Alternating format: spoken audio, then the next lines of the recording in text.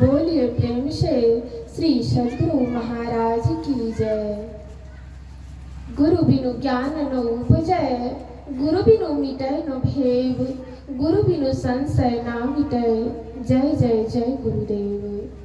अव्यक्त रूप में पूज्य आराध्य देव, व्यक्त रूप में आए हुए धर्म प्रेमी सज्जन वृंद, माता एवं भक्तिमती बहनों, सबों के चरणों में अनंत बार नमन। बड़ा सौभाग्य है हमारा कि इतने बड़े महापुरुष के जन्मदिन के शुभ अवसर पर हम सबों ने अपना अनमोल समय निकालकर अपने जीवन को धन्य बनाया है। संत मत में ईश्वर भक्ति की बड़ी प्रधानता है, लेकिन वह ईश्वर भक्ति का मार्ग हमें इसी सत्संग में बताया जाता है। संतों की संगति पाकर ही हम ईश्वर भक्ति के मार्ग पर चलना प्रारंभ कर सकते हैं। एक छोटी सी कहानी है। एक बड़े विद्वान संत नाम था उनका स्वामी श्री पद्माश्रीचार्य। वे बड़े विद्वान थे, इतने बड़े विद्वान थे कि उन्होंने संपूर्ण भारत के विद्वानों पर विजय प्राप्त कर, दिग्विजय प्राप्त कर, विजय पत्र प्राप्त कर लिया था। समस्त विद्वानों को उन्होंने शास्त्रार्थ में परास्त कर दिया था और अंत में वह शिव नगरी काशी पर विजय प्राप्त करना चाहता था और काशी नगरी से वह विजय प्राप्त कर अपने आप को दिग्विजयी घोषित करना चाहता था। जैसे ही काशी के विद्वानों ने सुना कि उनका पदार्पण हो रहा है, वे काशी के विद्वानों से शास्त्रार्थ करना चाहते हैं, तो वहां के विद्वान बड़े चिंतित हुए। काशी के विद्वान भगवान शिव से प्रार्थना करने लगे कि अगर काशी की हार हो गई तो यह भगवान शिव की हार होगी। भगवान से वे प्रार्थना करने लगे, हे प्रभु, कोई उपाय बताइए ताकि हमारा हार न हो। भगवान शिव ने आकाशवाणी की, अगर तुम काशी के विद्वान जीतना चाहते हो, शास्त्रार्थ में उन्हें परास्त करना चाहते हो, तो उसे संत कबीर साहब के पास भेज दो और उनसे शास्त्रार्थ करवाओ। वे अवश्य परास्त हो जाएंगे और तुम हार होने से बच जाओगे। जैसे ही श्री पद्माचार्य वहां पहुंचे और काशी के विद्वानों ने उनसे बातचीत की, तो काशी के विद्वानों ने कहा कि यहाँ हमारे काशी में बहुत सारे विद्वान हैं, अगर आप इनसे शास्त्रार्थ करेंगे तो वर्षों लग जाएंगे। बारी बारी से सबों से शास्त्रार्थ किया जाए तो वर्षों समय बीत जाएगी। ऐसा करिए कि हम सभी मिलकर संत कबीर साहब के पास आपको भेजना चाहते हैं, आप उन्हीं से शास्त्रार्थ कर लीजिए। अगर वे हार गए तो हम लोग हार मान लेंगे और आपको विजय पत्र प्रदान कर देंगे। संत पद्माचार्य ने कहा, ठीक है, उन्हें मेरे पास भेज दो, मैं उन्हीं से शास्त्रार्थ कर लूंगा, मुझे तो केवल विजय पत्र ही चाहिए। काशी के विद्वानों ने कहा, कबीर साहब आपके तरह लोगों से शास्त्रार्थ किए नहीं फिरते हैं, वे आपके पास नहीं जाएंगे। अगर आपको विजय प्राप्त करनी है तो आपको उनके पास जानी पड़ेगी। और वे विजय प्राप्त करने के लिए, विजयी होने के लिए संत कबीर साहब के पास चल पड़ते हैं। साथ में बैलों पर लाद कर वेदों ग्रंथों को लेकर वे चलते थे। सैकड़ों पंडित उनके साथ चलते थे, शास्त्रार्थ के लिए चल पड़े। कबीर साहब के पास पहुंचते हैं। श्री पद्माचार्य ने कहा कि आप, संत कबीर साहब से कहा, आप हमसे प्रश्न कीजिए। संत कबीर साहब से जैसे ही उन्होंने कहा कि प्रश्न कीजिए, तो संत कबीर साहब ने कहा, मेरे पास न मन रह गया है न कोई प्रश्न रह गया है, मैं आपसे क्या प्रश्न करूं।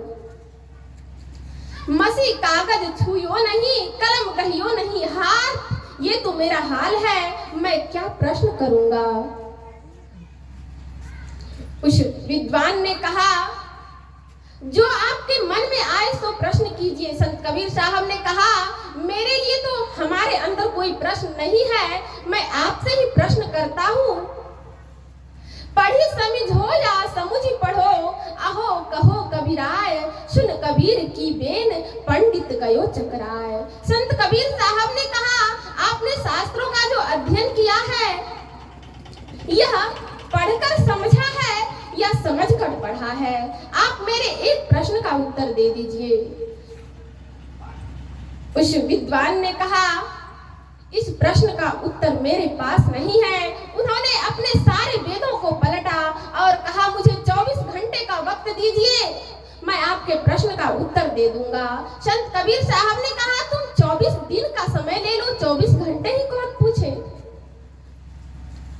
वे विद्वान चल पड़े, गंगा के किनारे पीपल वृक्ष के नीचे बैठकर चिंतन मनन करने लगे कि इस प्रश्न का क्या उत्तर हो सकता है। कोई हल नहीं निकला, लेकिन वह विद्वान जिस पीपल वृक्ष के नीचे बैठा हुआ था, उस पीपल वृक्ष पर 60,000 प्रेत निवास करते थे। सभी डालियां भरी हुई थी प्रेतों से, लेकिन एक डाली खाली थी। और एक नया प्रेत आकर उस डाली पर बैठता है और कहता है, देखो, इस डाली को तुम खाली छोड़ दो, इस पर तुम मत बैठो।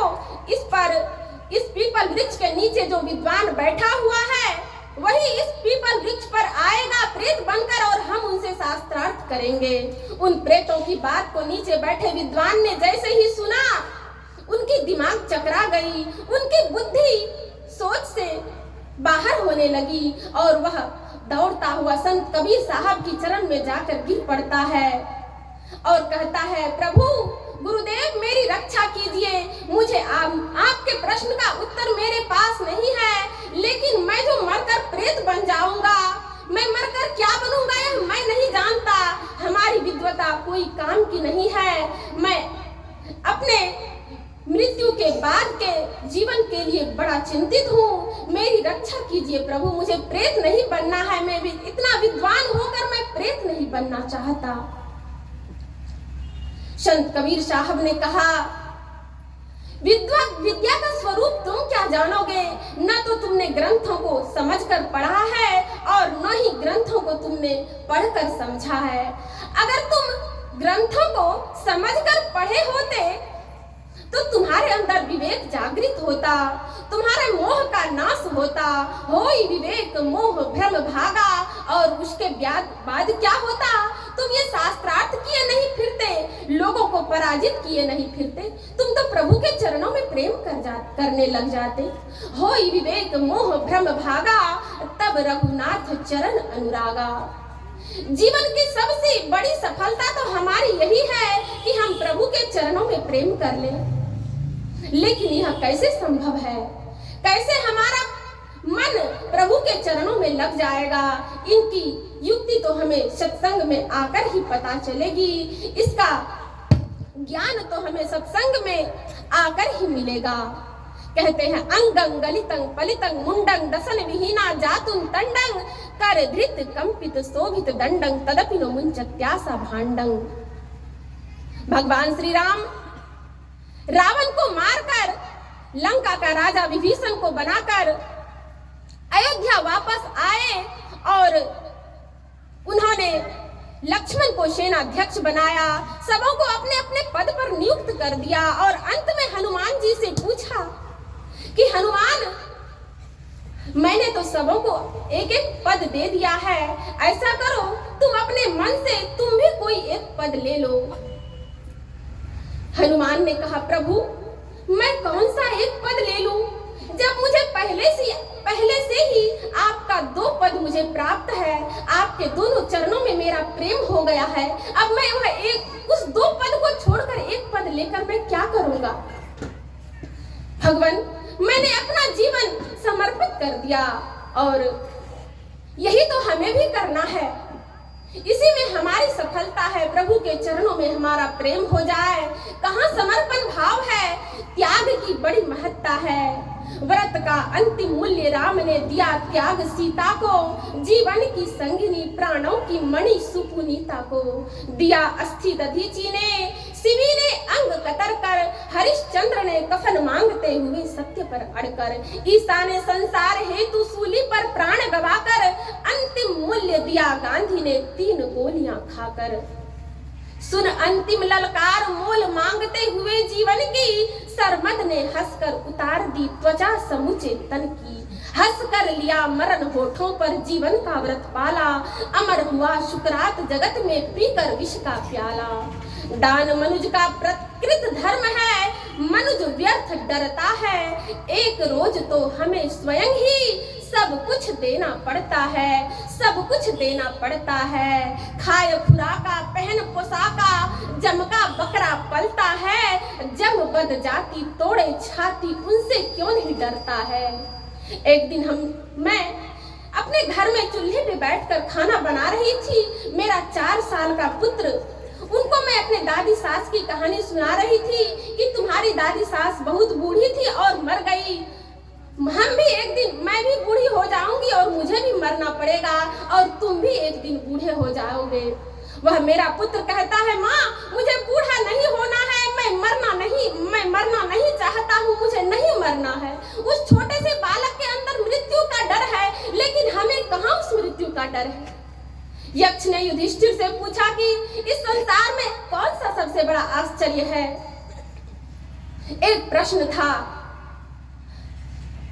तो युधिष्ठिर ने कहा कि इस दुनिया में सबसे बड़ा आश्चर्य यही है कि हम सभी जानते हैं कि हमारी मृत्यु निश्चित है, लेकिन हमारे मन में यह विश्वास नहीं। हम सोचते हैं कि कदाचित हमारी मृत्यु न हो, हम अमर हो जाएं। कहाँ हमारे अंदर डर है। अगर हमारे अंदर मृत्यु का डर होता तो क्या हम संसार के उलझनों में फंसकर भगवान को भूल जाते, जिसके लिए यह मनुष्य का शरीर मिला हुआ है। महर्षि संशयी परमहंस जी महाराज ने कहा, होश कर चेतो सवेरे, सांस की मत आस कर, कब निकल जाएगी यह इसका पता हमको नहीं, इसका पता हमको नहीं तो क्या करे। सांस सांस में नाम सुमरि रे, अवधि घटे तन की, जगत में खबर नहीं पल की, जगत में खबर नहीं पल की। बोलिए प्रेम से श्री सद्गुरु महाराज की जय, श्री सद्गुरु महाराज की जय।